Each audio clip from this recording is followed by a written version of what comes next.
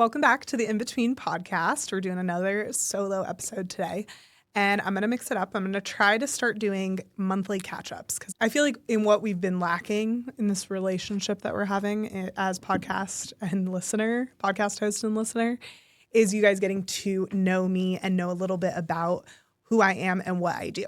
And so I wanted to do a little bit of a monthly reflection and talk all about my month of March, catch you guys up on what I've been up to, and kind of talk about some of the highs and low points of the month. So the month started out really strong. I went to a California wedding and it was beautiful and it was really fun to get away. And I think what I've realized is if you don't take small weekend getaway trips like often, you should schedule those in, because the refresh that you get when you get home and you've just been gone and like you can disconnect and get away from your daily life is so refreshing. And it's important to get out of your daily routine, get out of your environment, and just feel like you're somewhere no one knows who you are or what you're doing. And in the month of March, we also had a pretty big opportunity with kind of combination between In Between Podcasts and Castile and Social. And we got invited to speak at the public library here in Las Vegas. And so that was a really fun event, getting to speak alongside my podcast producer, Ruby, and just get to speak on how podcasting has become something that I love and that I'm connected with, and how I've really built a community around it. We not only had a great event, we sold out the event, which was awesome. And if you don't know me, if you're not personally following me on social media, I love the library. I think it is so undervalued. I think it's on a come up. That's my prediction. But the library is incredible. First of all, it is free. Everything there is free. Books, audiobooks, like it's all free. In our libraries here in Las Vegas, some of them have podcast studios. So that was like a big connection that I was like, I obviously want to utilize this. It's free, before Ruby opened this incredible studio we're in. And they also do events. And I think a lot of people think about like kids. They do kids events, but they also do adult events. I know for the libraries that have podcast studios, they do free classes on how to create a podcast, how to edit it, all of those things. So if you're not a part of your local library, I highly recommend.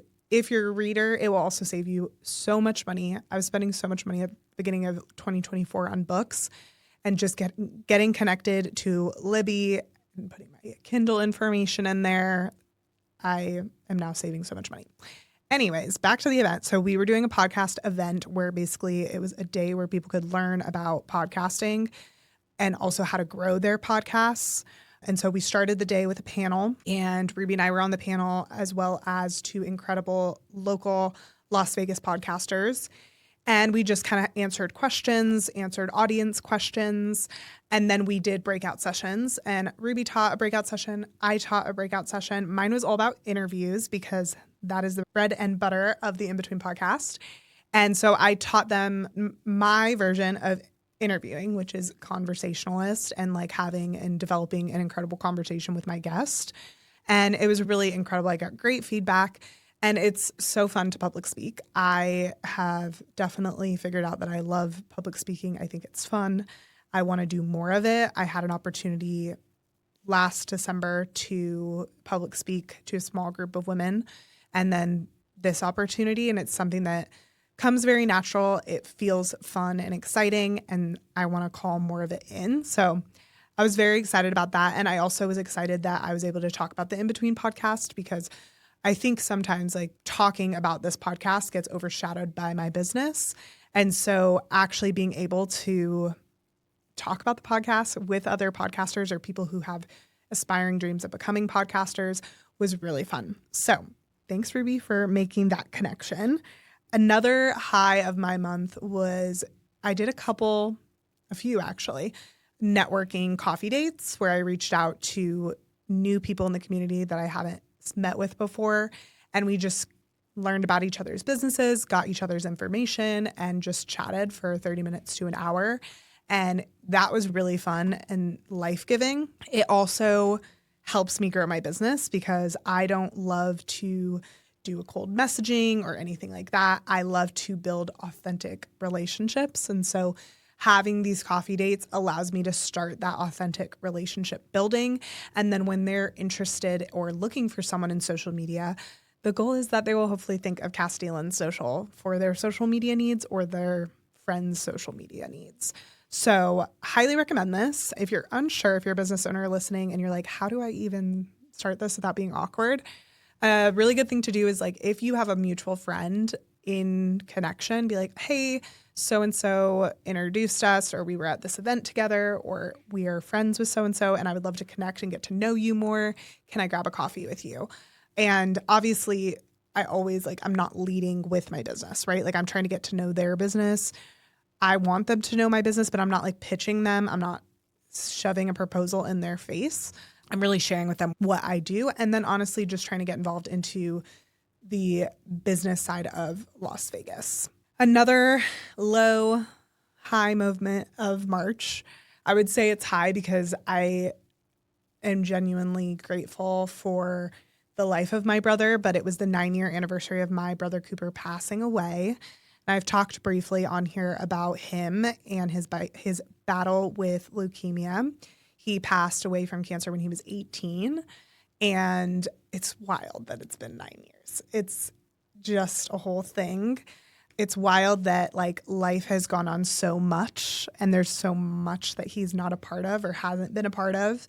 And then at the same time, it just feels like that day when he passed, life stopped and we're still there. It's really strange.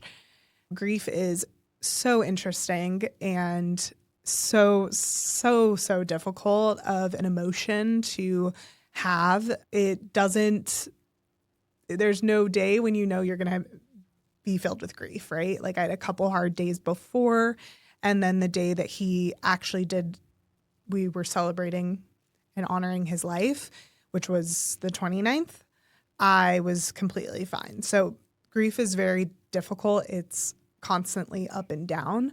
I think that the hard part is you don't know when it's going to come up, and you also don't know how to explain it. I think if we're feeling angry about something triggered us and we can talk about it. With grief, it's a little different because it's such a complex emotion. We're feeling sad, we're feeling angry, we're feeling grief, but there's no solution. It's just a feeling that needs to go through you and pass.